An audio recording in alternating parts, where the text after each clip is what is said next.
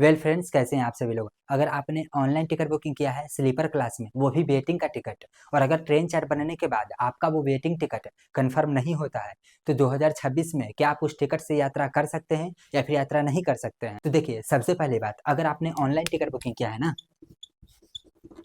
और अगर आपका स्लीपर का टिकट है और वो भी वेटिंग वाला है, और अगर ट्रेन चार्ट बनने के बाद आपका ये स्लीपर का टिकट, वेटिंग टिकट कंफर्म नहीं होता है, तो आप इस टिकट से यात्रा बिल्कुल भी नहीं कर सकते हैं। अब आप सभी लोग बोलिएगा कि मैं यात्रा क्यों नहीं कर सकता हूँ, मेरे को जाना बहुत जरूरी है। तो सबसे पहले सोल्यूशन मैं बाद में बताऊंगा। सबसे पहले देख सकते हैं, अगर आपने ऑनलाइन टिकट बुकिंग किया है और अगर ट्रेन चार्ट बनने के बाद कंफर्म नहीं होता है, तो ये टिकट ऑटोमेटिक कैंसिल हो जाएगा। अब किसी कंडीशन में ऑटोमेटिक कैंसिल होता भी है और किसी कंडीशन में नहीं भी होता है ऑटोमेटिक कैंसिल, आपको खुद से मैनुअली भी कैंसिल करना होता है। तो किस कंडीशन में ऑटोमेटिक कैंसिल हो जाएगा और किस कंडीशन में आपको मैनुअली कैंसिल करना है, तो देखिए, मान के चलिए आपने सिंगल एक टिकट बुकिंग किया है स्लीपर का, वो भी वेटिंग टिकट ऑनलाइन, ठीक है। ऑनलाइन वेटिंग, ऑनलाइन का मतलब है e ticket, IRCTC app website पर कुछ इस तरीके से। तो एक टिकट बुकिंग किया है, ट्रेन चार्ट बनने के बाद कंफर्म नहीं हुआ, तो ये टिकट क्या होगा, ऑटोमेटिक कैंसिल हो जाएगा। और ऑटोमेटिक कैंसिल होकर के कैंसिलेशन चार्जेस कट करके आपके पैसे रिफंड आ जाएंगे। जिस ऐप से आपने पेमेंट किया था उसी ऐप के सहारे बैंक अकाउंट में पैसे रिफंड आ जाएंगे। अगर आपने पेटीएम से पेमेंट किया था और जो पेटीएम में बैंक अकाउंट लिंक था उससे पैसे कटे हैं, पैसे उसी में 1 से 2 से 5 से 7 दिन वर्किंग डेज में आपको पैसे रिफंड आ जाएंगे कैंसिलेशन चार्जेस कट कर। क्योंकि जब रेलवे आपको पैसा दे ही रही है, पैसा दे दिया उस टिकट का, तो आप यात्रा कैसे कर सकते हैं। आप यात्रा बिल्कुल भी नहीं कर सकते हैं। और अगर आप यात्रा करते हैं वो टिकट को लेकर के जो कि कंफर्म नहीं हुआ है, तो आप विदाउट टिकट कंसिडर किए जाएंगे और आपके साथ विदाउट टिकट वाले ही पेनाल्टी चार्जेस लगाए जाएंगे। इसलिए भूल करके भी उस टिकट से यात्रा करने की कोशिश मत करिएगा। लेकिन मैंने आपको बताया कि इस कंडीशन में तो ऑटोमेटिक कैंसिल हो गया, आपको खुद से कैंसिल करने की जरूरत नहीं है। लेकिन हमको कब कैंसिल करने की जरूरत है, आपको कैंसिल करना ही पड़ेगा तो ही पैसे रिफंड आएगा। ऐसा किस केस में होगा, तो ऐसा केस नंबर 2 देख लीजिए।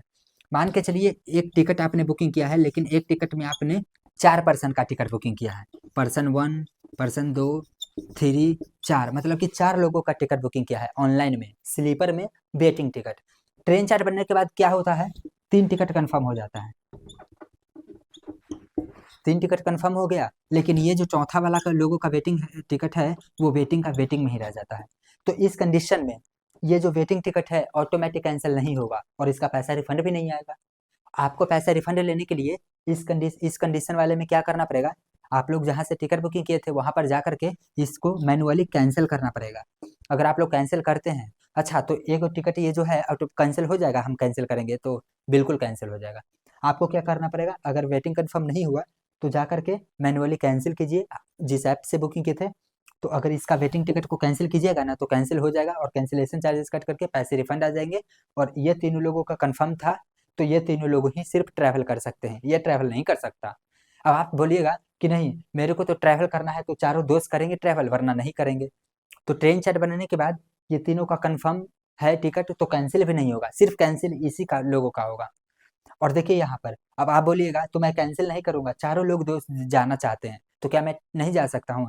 तो अगर चारों लोग जाना चाहते हैं तो बिल्कुल चारों लोग ट्रैवल कर सकते हैं, लेकिन उसके लिए क्या करना पड़ेगा, टीटी से परमिशन लेना पड़ेगा और आपको बताना पड़ेगा कि मैंने 4 टिकट बुकिंग किया था जिसमें 3 ही कंफर्म हो पाया और ये चौथा टिकट कंफर्म नहीं हो पाया, यहाँ पर देख सकते हैं। तो वो अगर परमिशन दे देते हैं तो आप जरूर ट्रैवल कर सकते हैं। तो इस कंडीशन में आपको इस पर्सन का टिकट को कैंसिल करने की जरूरत नहीं है। तो आपको डिसीजन लेना है, क्या आप जिनका कंफर्म टिकट नहीं हुआ है वो ट्रैवल करना चाहते हैं या फिर नहीं चाहते हैं।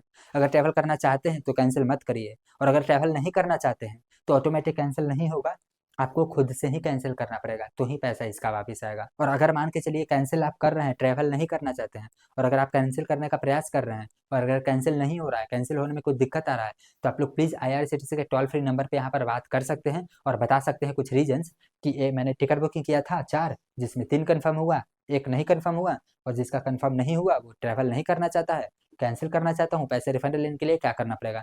तो वो लोग आपको सोल्यूशन दे देंगे। तो आज के इस वीडियो में मैंने बता दिया कि अगर आप लोग ऑनलाइन टिकट बुकिंग करते हैं 2026 में स्लीपर वाला वेटिंग टिकट, तो क्या टर्म्स कंडीशन वगैरह हैं और पैसे रिफंड लेने के लिए हमें क्या क्या करना पड़ता है। और जैसा कि मैंने आपको कहा था कि ऑटोमेटिक कैंसिल नहीं होगा, तो बिल्कुल देख सकते हैं इस केस में ऑटोमेटिक कैंसिल नहीं होगा, सिर्फ इसी केस में ऑटोमेटिक कैंसिल होगा। लेकिन हाँ, यहाँ पर देखिए, अगर आपने मान के चलिए, लेकिन हाँ यहाँ पर देखिए, 4 लोगों का वेटिंग टिकट बुकिंग किया था, लेकिन ट्रेन चार्ट बनने के बाद चारों का चारों टिकट अगर कंफर्म नहीं होता तो ऑटोमेटिक कैंसिल हो जाता।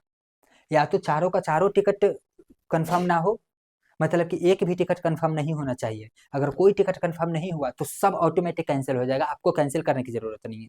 लेकिन अगर एक भी कंफर्म हो गया और बाकी के बचे टिकट रह गए वेटिंग लिस्ट में, तो आपको मैनुअली कैंसिल करना पड़ेगा। तो अगर आपको ये वीडियो पसंद आया है तो प्लीज इस वीडियो को लाइक कर सकते हैं, आप मेरे चैनल को सब्सक्राइब कर सकते हैं। मैं इसी तरीके का यहाँ पर वीडियोज बनाता रहता हूँ। चलिए फिर मिलते हैं। Thank you so much.